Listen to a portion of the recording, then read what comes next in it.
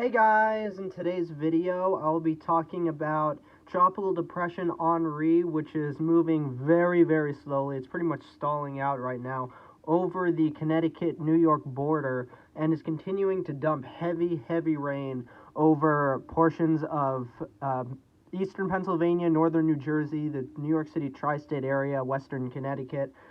So I'll be talking about Henri a little bit in the beginning, and then we'll transition and talk about these next two disturbances in the Atlantic, particularly the second disturbance that is just to the west of the Leeward Islands, the very southern Leeward Islands, and it will continue to make its way westward through the Caribbean and will potentially, it looks like, form into our next tropical system. This other disturbance doesn't really look likely that it will become any kind of next tropical system, so we won't really need to talk about this one too much. But first, I do want to say before we jump into this video that people who watched my video yesterday of me covering the storm, giving my reporting of down at the shoreline near my house, the people who watched that, I really hope you did enjoy that.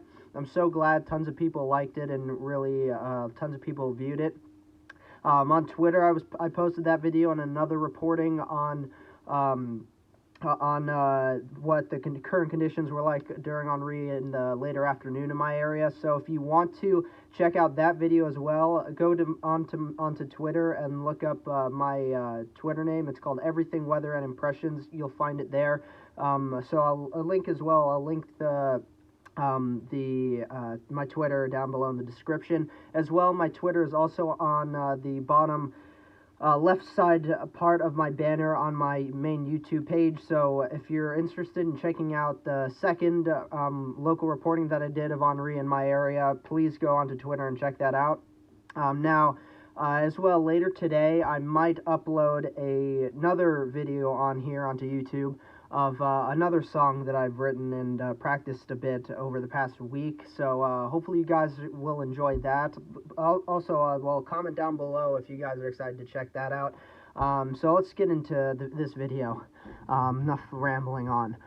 So Henri made landfall yesterday as a much weaker tropical system than what was originally forecast. It made landfall right along the Connecticut-Rhode Island border in westerly Rhode Island as a 60-mile-per-hour tropical storm with a pressure at 989 millibars.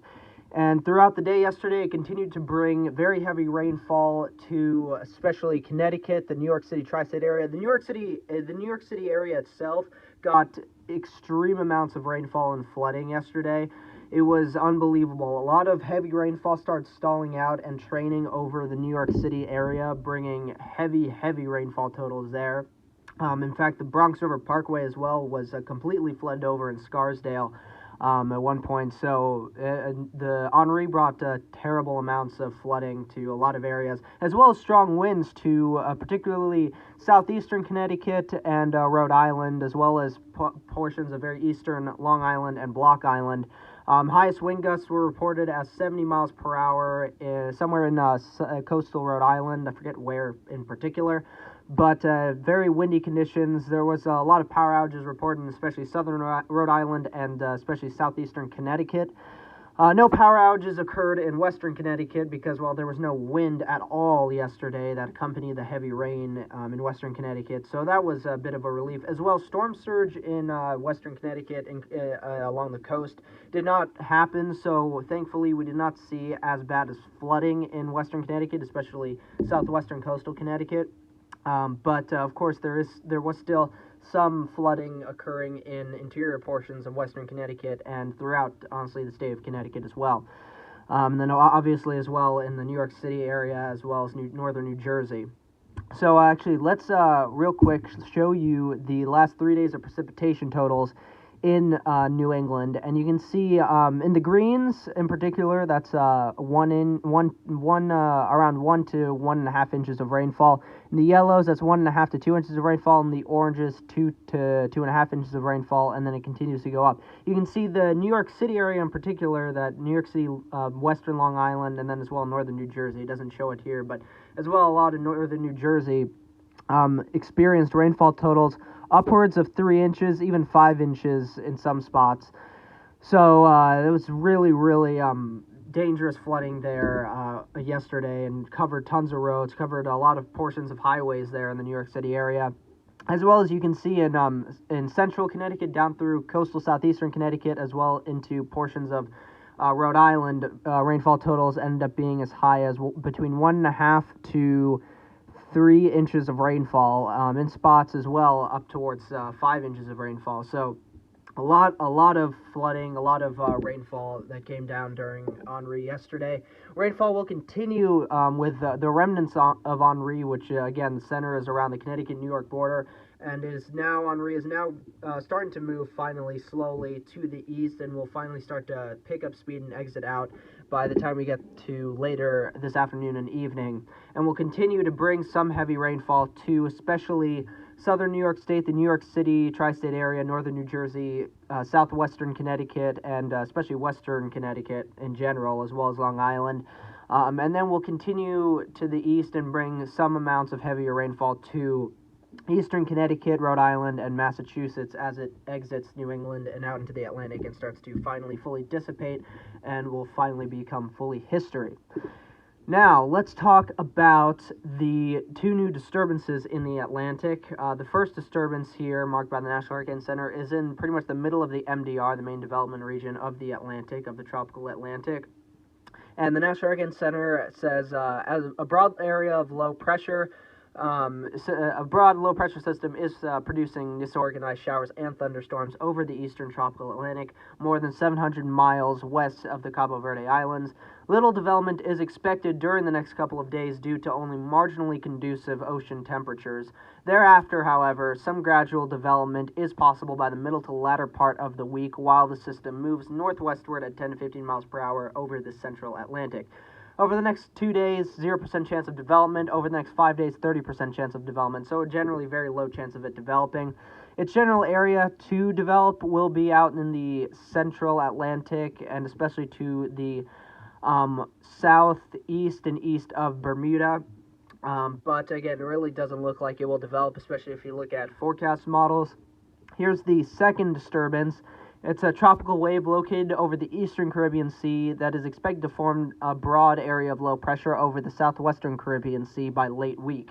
Thereafter, environmental conditions are forecast to become favorable for gradual development while the system moves west-northwestward over the northwestern Caribbean Sea. As well, like this first disturbance, it has a 0% chance of development over the next 2 days and a 30% low chance of development over the next 5 days.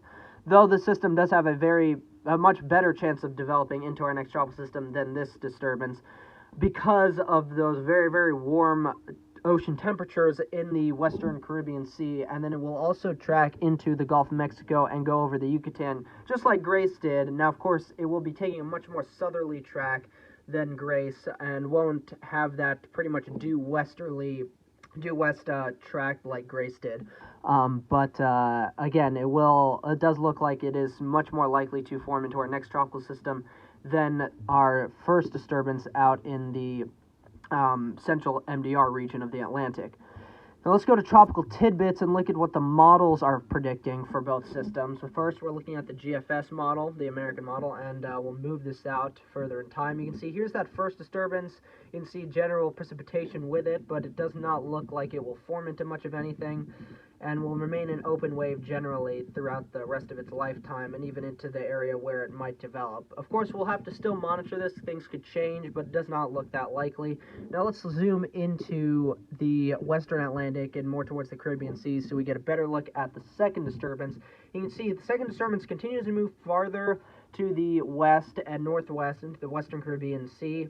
And you can see a closed low pressure area will form around the Friday, and will continue to strengthen as it moves to the northwest over the Yucatan and then into the Bay of Campeche and western Gulf of Mexico, and will continue to intensify as it moves towards the Mexico coast and even gets somewhat close towards the Texas coastline as of this run, the 06Z run of the GFS model. So, of course, we'll have to continue to monitor to see if maybe the track of the system could move farther to the north and west, so that potentially the Texas coastline or some part of the Gulf coastline around Texas or Louisiana's coastline could be impacted by the system towards later this week into this weekend. But as of right now, it looks like it will track into the northern coast of Mexico and continue and potentially will strengthen a good bit before then.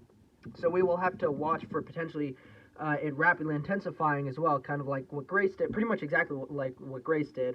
Grace obviously did very much rapidly intensify right before it made landfall in Mexico into a strong Category 3 major hurricane. So that was very, very interesting to watch and see play out. So we're going to have to really watch this second disturbance in the, as of right now, it's in the very eastern Caribbean Sea, but we will really have to continue to monitor this throughout this week, and especially as we get towards the end of this week and into this weekend, where it does look the most likely to develop into our next tropical system.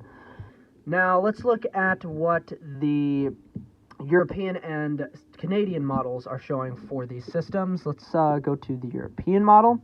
You can see here's that vorticity as of right now that's associated with the second disturbance. We will show, here's that vorticity with the first disturbance. You can see the European model, just like the GFS model, does not show that first disturbance developing much, but then it does show the second disturbance developing a good bit more, as it especially and crosses the Yucatan and enters the Bay of Campeche and western Gulf of Mexico before making landfall in northern Mexico, just like the GFS model shows. And especially right as it makes landfall in northern Mexico, it shows it really wrapping up and really intensifying right before landfall and as it's making landfall. So that is very, very interesting. We will have to continue to monitor that very closely. So now let's look at the Canadian model and see if the Canadian model shows anything with either disturbance and if it's in any agreement with either GFS or European models. Of course, it doesn't show anything really for that first disturbance. Actually, no, it does actually. It's the only one out of the three main models that does show a bit of a close circulation, with the first disturbance being shown and strengthening and becoming actually a pretty strong system out in the open Atlantic, which is interesting. Alright, we'll have to see how accurate that will be. But that second disturbance in the Caribbean Sea shows it strengthening in the Western Caribbean, crossing the Yucatan, and then strengthening a real good bit before making landfall in northern Mexico as a potentially Category 1, borderline Category 2 hurricane, even in northern Mexico. And even getting close to the Texas-Mexico border as well. So the Canadian model for sure shows it the farthest north, closer to the Texas coastline, out of the three main models. But all three main models do show it, all in good agreement, that it will intensify, especially a lot in the western Gulf of Mexico and Bay of Campeche after it crosses the Yucatan. So this second disturbance in the Caribbean is definitely one to watch very, very closely as we continue throughout this week, and especially as we get towards the end of this week and into the weekend. Now, let's go to the 2021 Atlantic Hurricane Season Wikipedia page and talk about how the season's been going so far. We've had a pretty decently active season up to this point. We are within that peak of the season range. We're now in August, especially going into mid to end of August now.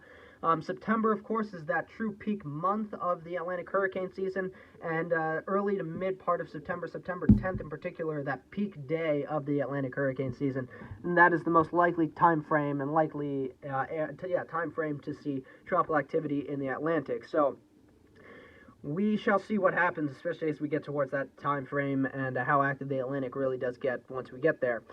Of course, up to this point, we've had 8 named storms, 3 hurricanes, and 1 major hurricane, that 1 major hurricane again being Grace. So far this season has caused 35 total fatalities and caused total damage of $1.236 billion in damage. So it's been a fairly deadly and damaging season thus far.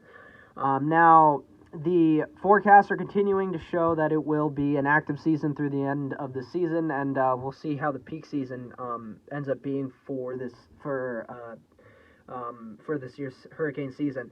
The ACE value so far this season is already up to 31.7 units as of 21 o'clock UTC, August 22nd. So again, the season's already producing a decent bit of ACE up to this point. We'll see how much higher the ACE gets through the peak and end of the season.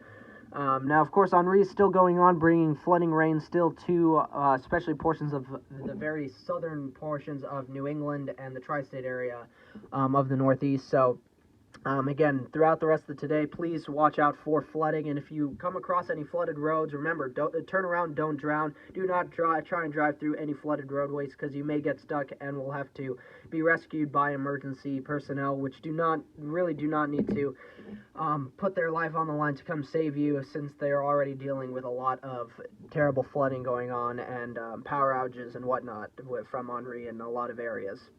So again, Henri is still going on, bringing lots of flooding rainfall. We will have to continue to watch these next two disturbances the National Hurricane Center is monitoring in the Atlantic, particularly the Caribbean disturbance. Henri has already caused 2 indirect deaths. The damage from Henri is still unknown. The damage from Grace is still unknown, but Grace has killed at least 8 people. Fred has caused $11 million in damage and has killed 5 people directly, 1 person indirectly, bringing the damage total as of right now up to around at least $1.236 billion total fatalities again up to around 35 fatalities total this season. So we shall see what happens again with the next 2 disturbances, especially the Caribbean disturbance, and I will continue to bring you guys updates throughout the rest of this week, especially into this weekend, end of this weekend to this weekend on that Caribbean disturbance, and we shall see what happens, and see if this Caribbean disturbance in particular does become our next tropical system, which it does honestly seem likely that it will, since all 3 main models are in great agreement for it. Now, if you guys like this video, please found it enjoyable, helpful, informative, please consider liking the video down below, commenting down below what you guys think of what the next 2 disturbances will do, especially the Caribbean disturbance, and what effects Henri brought to your areas if you guys live in southern New England, anywhere in New England, or the tri-state area, whatnot in general, what effects Henri did bring to you guys. Of course, my area, we saw lots of rainfall and flooding, especially in the New York City area just to my southwest. So lots of problems that Henri brought to my area and a lot of areas in Connecticut and Rhode Island. So again, hopefully you guys enjoyed this video. Please consider subscribing down below if you haven't already, especially if you like this kind of content. I do please ask that you subscribe, especially if you like this kind of content. And as well, like the video down below, comment down below, and I'll see you guys in the next video. Bye.